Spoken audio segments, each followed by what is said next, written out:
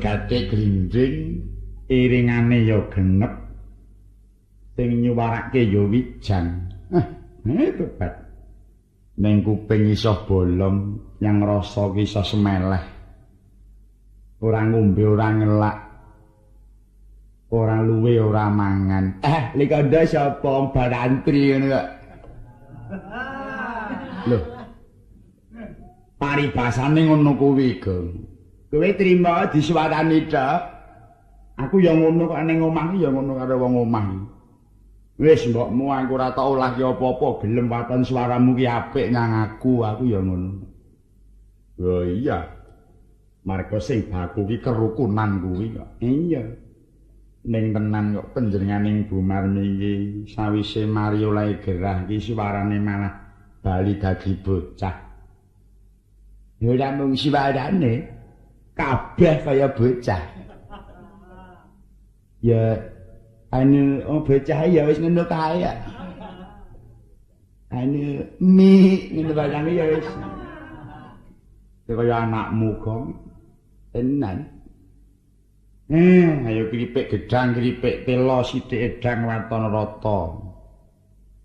Mara coba saiki tak maliki sarung. Ya, malika sarung. Iki mau sing kepareng maringi panjenenganing Bu Marmi saiki swara kakung genti. Oh iya. Arep nanjake suarane sapa? Ya dinggo dokumentasi. Tawa dinggo tinggalan. Lah bocah iki nek malah suarane apik men lho. Lho, teges iki kanggo tinggalan karo sing arep ditinggal tindak marga sing nyuwara ki arang-arang ana dalem. Iya. Arep meneh wong piniji ya kudu piniji. Iya. Kula nyuwun dhumateng pepundhen kula. Panjenenganipun Bapak Sastra Tugiya. Ingkang sampun kalukengrat ing rah suwantenipun ing atase swara mung sak cakepan kena nggo tuku usuk cagak komplit sak gendrenge. Oh iya. Marga kabeh iki mung wohing lelabuhan. Iya. Tobi pun paringi dandang gula sidawasih mawon. Monggo Pak Sastra kula nyuwun pun paringi dandang gula sidawasih. Ngemuti bilih suwanten jengandika menika kagem panutan dhateng para-para ingkang sami miyarsa. Mila borong mrih saenipun kula sumanggaaken awit kangge panutan kaliyan para wiraswara. Iya.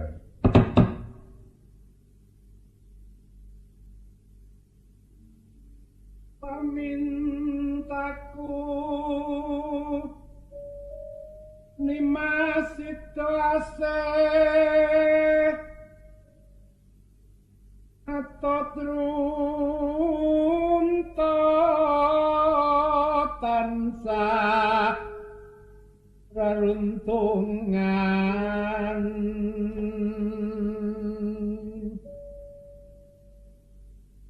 ing sarina sawangine swara kok arum ya Gong. Diomongi kok oleh ngreksa nyang suwarane iki nganti awan-awane jaketan kalung asdu merambos witekno wong aja nganti gerok banget. Monggo. Datan kingkang sarambut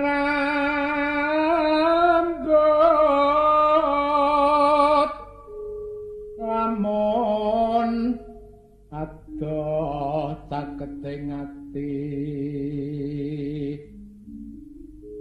yen cedhak tansah mulat tita asih tubuh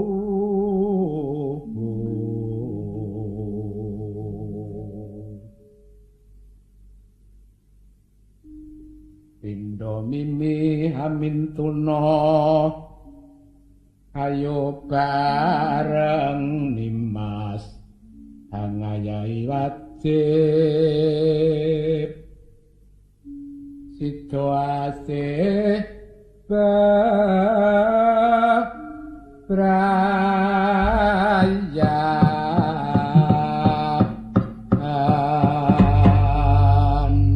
kasaut Butantinah gawaken randuke entir pas nggen gobyok kajenge gayeng. Iya. Awas, gobyoke sing seru lho. Iya lho.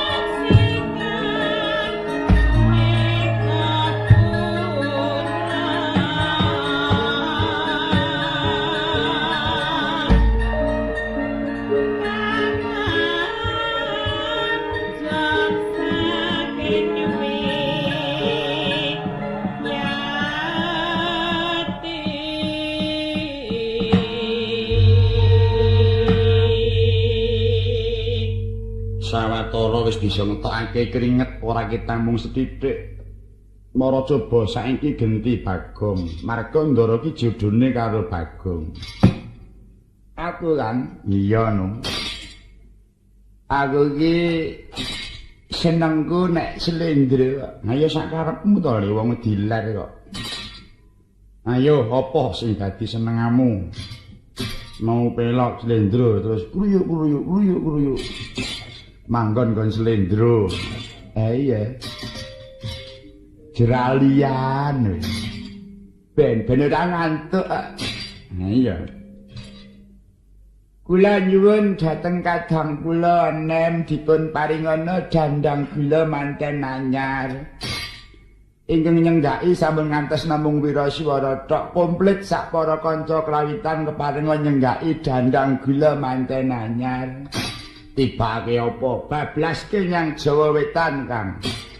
Apa Jula-juli? Ya, coba kaya ngapa? Lamun sira kangge guru kaki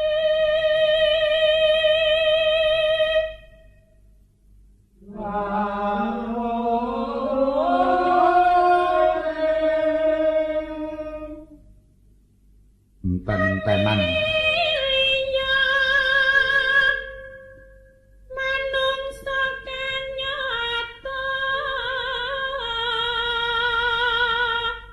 Iya. Engkang becik martabate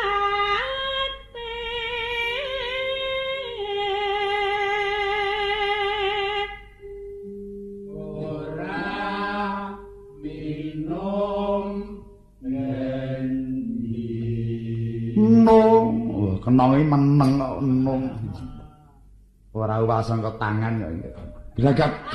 Tatakan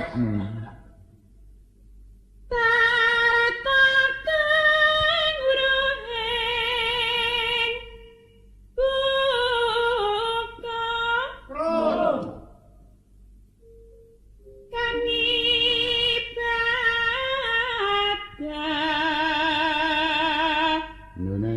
lan kang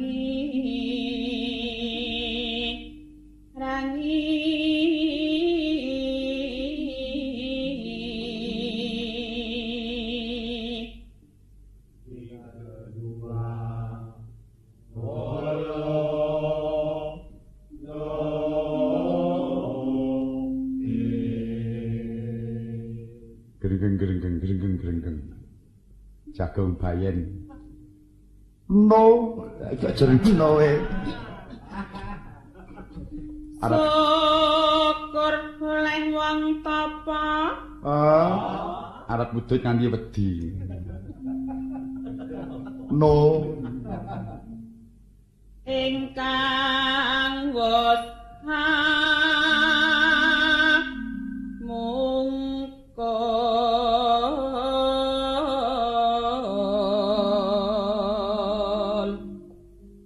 Mrene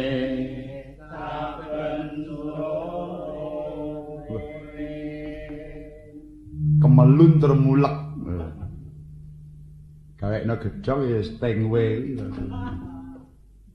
tan mikir paweweh hinyan iku pantes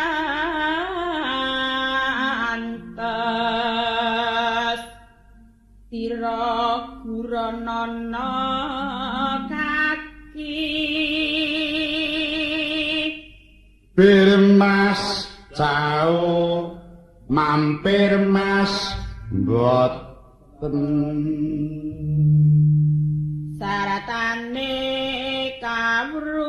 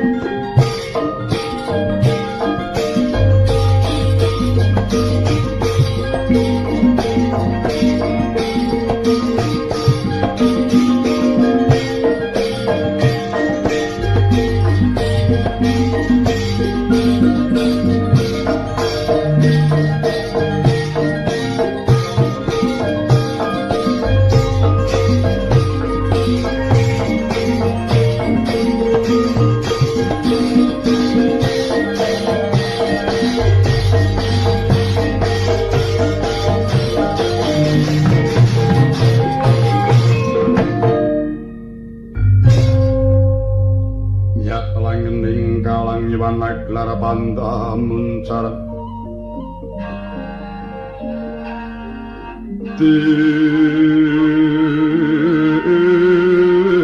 non lerek kuneng surem sorote tanpa padang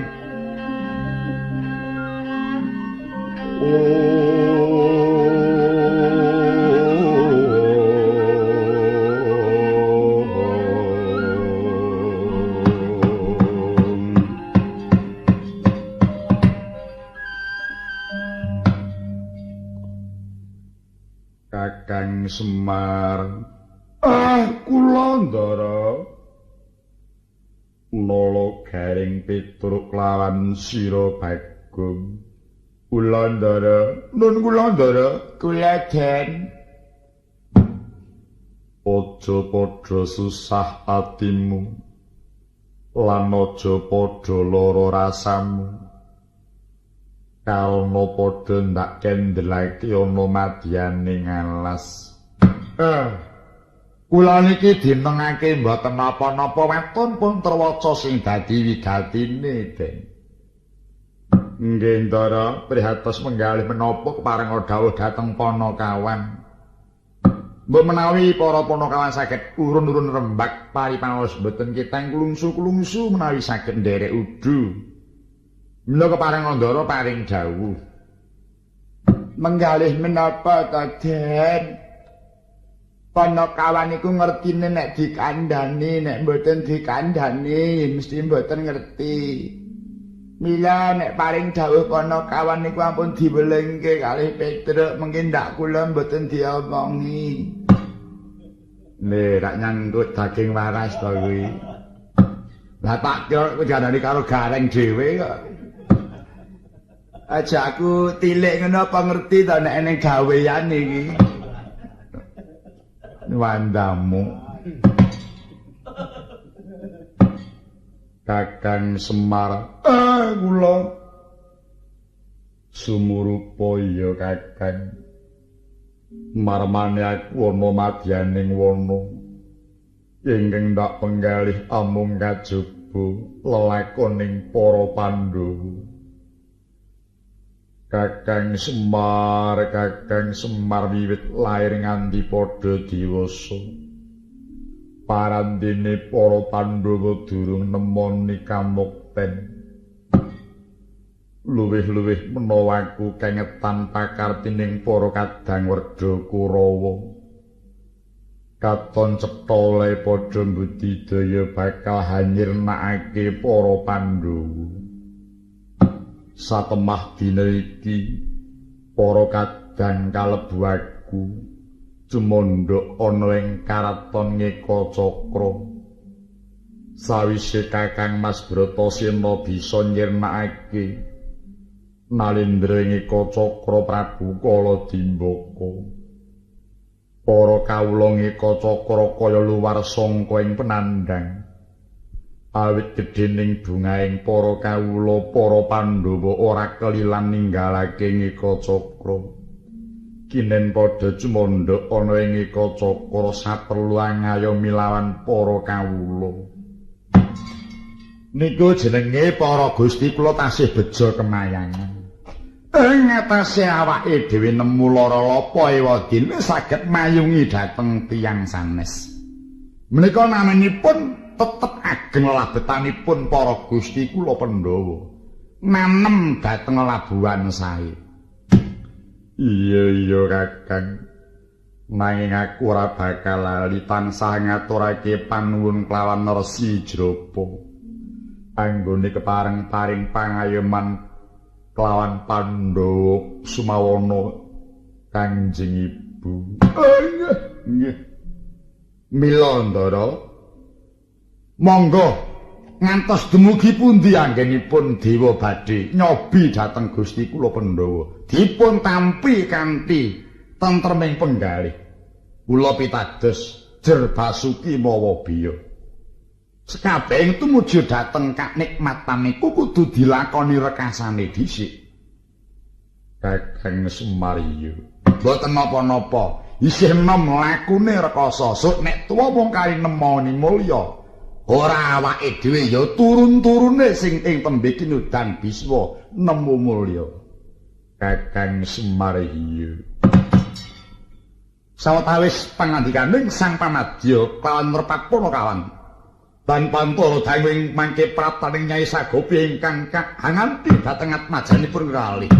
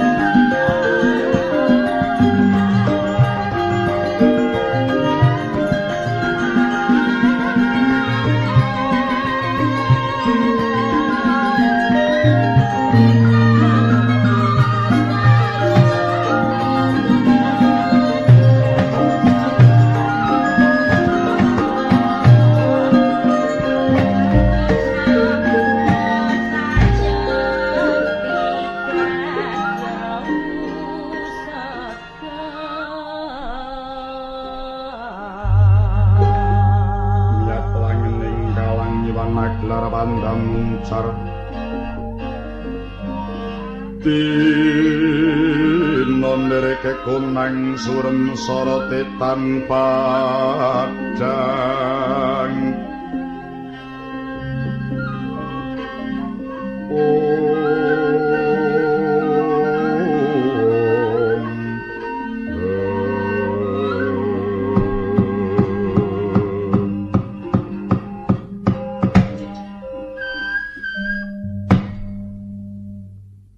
Kawula nuwun Raden Amit pasang kaliman tadi sinabeto nyelodune kalapata tulemanu. Kula ingkang sowan Raden. Iya jagat Dewa Bathara. Pawatara anggone ingsun lenggah ana madyaning wana. Iki ana wanita telu cacahe padha tumeka ana ing ngarasaku. Kakang Semar, kula wanudya kang ana wurining wadon sing tuwa iki pancene titah apa widodari. Anggih, kula niki nggih gumun. Selawase kula niki urip nembe niki kula nyumurupi bocah kok ayune kaya ngono. Pakulitane padha karo aku Kakang. Ora biyen ora saiki. Anggere wanita sajak disawang ketok kok. Garing kok usek kowe. Aku menang. Aku wong alim kok. Lah iya. Ing atase wanita ikedheke kaya ilang sak pengarepan. Sangka ayune ya, Gong. Lah iya. Sing mburi kae jan kaya adimu wedok ya. Uluh, wandamu. Bojomu lempoh kok dipamerke. Wening padha kae lho wedoke. Oh iya. Mengko to Nyai. Nuwun kula Raden. Sawise satata lenggah paring wektu nyuwun katrangan. Sira Nyaiku sapa ngendilan sapa kang dadi sesilihe. Kawula nuwun inggih Raden. Menawi paduka dangu dhateng kula. Kula menika wingking saking Widara Kandhang. Nami kula apa Nyai Sagopi. Nyai Sagopi. Nuwun inggih. Mangke kriyen. Sampeyan namine sinten? Kula Nyai Sagopi. Lho, patut Pak. Niki rak Kyai Semar ta niki. Lah kok sana lawas. Patut Pak Kyai. Lho, mau aja ngrangkul lho, mau. Lah iki arep apa? Iki kok bare arep ngrangkul ki anggepmu. Bapak iki pancen golek kesempatan dalam kesempitan ya. Iki kaget. Oh, kanca ora mung arep ngrangkul iki dadak nganggo kaget. Piye? Aku ki kok padake cakrukmu kuwi ya. Wong tuwa ki kagete beda karo bocah. Wong tuwa ki wis nganggo petung kanthi genep tak kandhani. Beda karo kowe kuwi. Angger wong terus dikageti. Ora aku ya mung ngelingke mbok menawa nek ketelangso ta wong tuwa ki akeh laline ta. Lek ben ngrangkul kono terus saiki ngrangkul cedhak kene. Jare kangen kanthi patutan siji. Ya men ta. Iya wijine memperkara kangen jane. Kaget sik terus. Saya ini. Dapurmu. Lah. Bojo sampean pripun? Sopo? Nggih, Semah sampean. Kyai Sagopa. Nggih. Tobat Kyai kados pundi Kyai? Lho, pripun to? Niki Kyaine sajake Katriwandan. Lho. Pun boten enten. Nuwun inggih, dipun kunjara kaliyan para raksasa.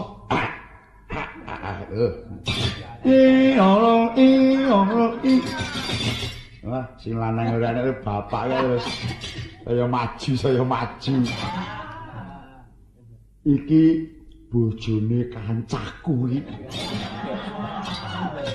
Sagopa iki kancaku iki. Apa aku delap arep ya arep kowe ya. Pripun wijine pripun? Mengke kriyen Kyai. Kula jentaken. Wingking niku sinten lah kok baguse ora jamak. Sampeyan kula kandhani niki momongan kula. Niki putra tilaraning sawargi Nuwun Prabu Pandhu ingkang patutan kalian Gusti kula Sang Ratu Kunti. Namanipun Ndara Permadi. Tobat jebul isih momong aku dhewe. Kula kandhani niki piyayine. Pangabekti kula Raden. Iya Nyai wis ndak tampa. Wanita kang ngomburi kuwi kepernahapamu. Menika anak kula. Anakmu tenan. Nuwun nggih anak kula saestu. Loro niki. Inggih Kyai. Niki nggih patutan kalih Sagopa. Inggih. Taruna. Ngungkuli bapa. Sajake duwe anak kebeneran tiru karo sing wedok kabeh. Upama tiru Sagopa gek kaya ngapa? Luwung-luwung yen tiru aku lha. Iya mung nuklun wae. Ado ngiler. Dengkulmu. Ana apa Nyai nganti kedareng-dareng tumeka ngalas? Nuwun inggih. Wale-wale menapa Raden? Mila ngantos kula sanak kula dumugi wana, lebet dipun bujung kaliyan raksasa, kencenanipun Basuwara Kangsa, ngringking saking Sengkapura. Piyambakipun badhe garwa dhateng anak kula menika. Nanging anak kula mboten purun lajeng dipun bujung ngantos dumugi wana ngriki. Kok iya mesake temen. Nuwun inggih. Mila Raden kula nyuwun tulung kepara Raden ngayomi dhateng kula sak anak kula. Sing njaluk tulung aja sira Nyai, ora patut wong tuwa kok sesambat karepen anakmu sing njaluk tulung. Lara ireng apa piye?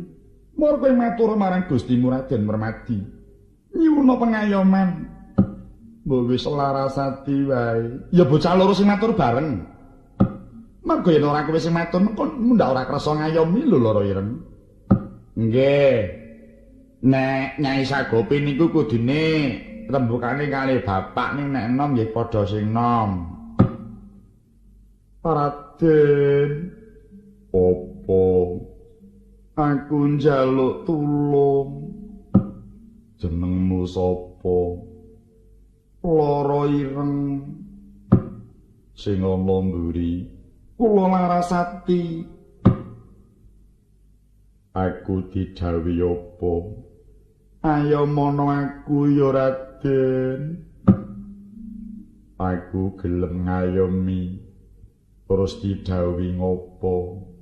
Buta-buta sing ngoyak aku kae patenana. Yen aku bisa mateni opahe apa? Lan njaluk apa? Ya sak karepmu, sak mulungmu. Pinjuk opah. Bocah iki ngopo nek? Kaget lagi nglinting kok didemok dicokku lho. Lho, kowe iki njaluk apa? Ora njaluk.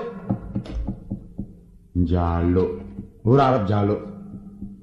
Aku mengestoni tok. Mengestoni nek kancane nyangka kono dhisiki. Malah dadi pangarsa. Yo ben. Raden.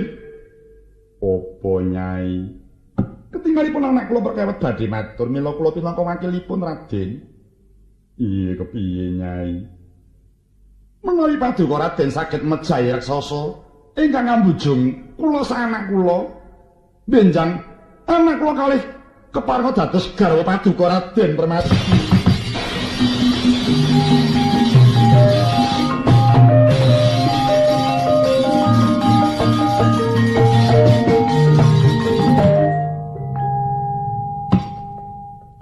Kena kanggo patuladan garang. Ngerti nek arep diwene anake wadon tanpa dodo. Kok cek delang bablas goleki buta. Ning tenang kok. Kabeh ngopo wae iki anggere kira-kira ning pepulihe ngono kok mangsaku le sehat-sehat. Beda nek mung nyoba. Nyenggaki kok emoh. Ini nek sing kira-kira resmi ngono kok. Jam 5 kok wis teko. Kita gemes moro. Ini nek kira-kira niki jajal ngono kok. Ndile masuk angin, ndile jagung bayen. Dapurmu. Kapangmu posoran dan abate. Beso amendemo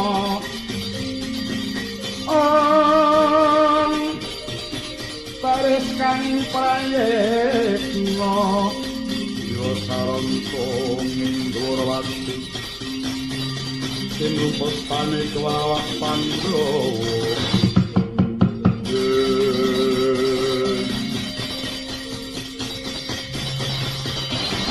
Nyai Sagopi, kula Kyai sampeyan mangenten ngriki kula tanusul ndara kula nika griya nggih Nyai.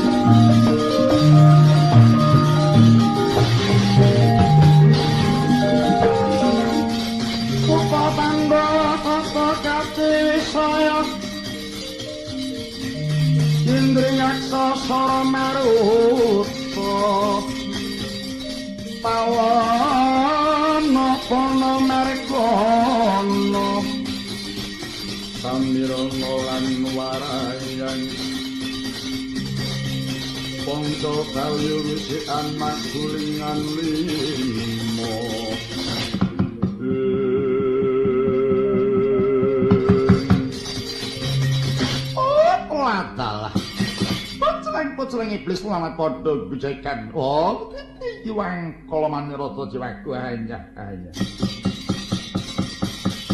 Sawetara nggon kelumatku kepethuk satya bagus. Waduh, kaya dewa darat mandek-mandek Gus mandek. Aku bakal tambuh lawan sira. Nak takoni cara buta pangrepek aku mandara sandiwarang dia masapa jeneng dia masapa jeneng ayo ngaku. Aku yo leyo nang ya Gus aja mesam-mesem kaya kepethuk gedang anyar ngaku Gus. Buta idimu pating caliprat polahmu kaya manuk branjangan. Manawa sira tambuh marang aku balik ngendi dongko sapa prajekamu. Lumuk sosor basan. Kowe tambuh marang aku mburi saka ing Sengkapura Kesete ingkang Sinuhun Prabu Anamara Kangsa. Aranku dadi Kala Suksara. Kala Suksara. Ya nadyan sira sapa Gus? Pamadyaning Pandhawa kekasihku Raden Permati. Raden Permati, dasare kapara nyata. Ana wigati apa sira numadyaning alas goleki buronku? Ora ana kidang menjangan. Buronku wanita telu cacahe jenenge Sagopi Lawireng karo Larasati. Uruhanono lamun ta wanita telu iku mau wis dadi panguwasaning Permati. Tak jaluk lamun sira bisa nglangkahi kunarepku kasembadan boyong wanita telu iki mang. Apa? Batu arep opo? Wani karo aku. Opo kang ndak wedeni? Gaji gedhe dhuwur. Kurang gedhe kemula mega kurang dhuwuran cianci ohaldoko. Gaji sunge japa mantra. Pinter njur langit ora ana jamake satriya meguru batanging reksasa.